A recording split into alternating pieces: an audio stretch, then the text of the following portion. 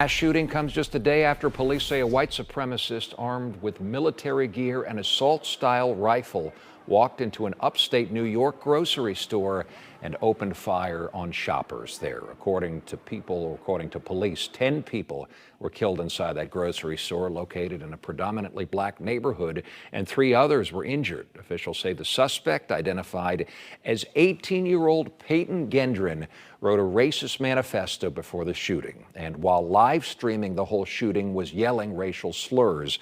He's now been charged with first-degree murder and has pleaded not guilty. News 6's Jerry Askin is live in the newsroom tonight with more on this mass shooting and local reaction coming into our newsroom. Jerry? Eric, yeah, really a tragedy. And even here in Central Florida, some elected leaders here are taking to social media, some calling for more restrictions when it comes to accessing assault weapons. Authorities saying this happened about 200 miles from the suspect's home in New York, and they're calling this a hate crime.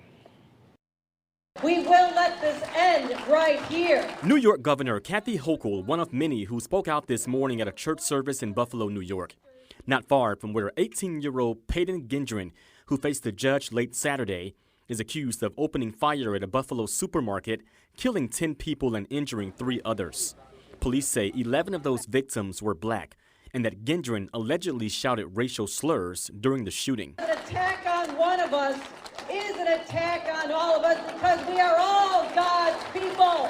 Investigators say Gendron wore tactical gear, had a rifle, and live streamed the shooting on the popular streaming platform Twitch, all before surrendering to authorities following an exchange of gunfire that killed a store security guard. He shot a woman, he shot a deacon, he shot another woman, and then he went in the store and started shooting again. And here in Central Florida, some local elected officials are speaking out too. U.S. Congressman Darren Soto of Osceola County tweeting out in part, quote, "This murderer must face swift justice.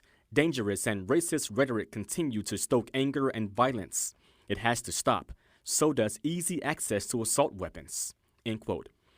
And U.S. Congresswoman Val Demings of Orlando tweeting in part, quote, "We must do more to build a nation where all people are safe. I know that we can do better for our communities and our children." End quote. And Gendron now facing first-degree murder charges. He pled not guilty and remains behind bars on no bond in Buffalo there. Also in the past half hour, I just got a statement from Florida State Representative Randy Fine saying in part, quote, "In the aftermath of this horrific attack, we must unite to fight those so full of hate they will kill those unlike them." I am working to get more local reaction from lawmakers and community leaders coming up here for News 6 at 11. Live in the newsroom, Jerry Askin, Getting Results, News 6.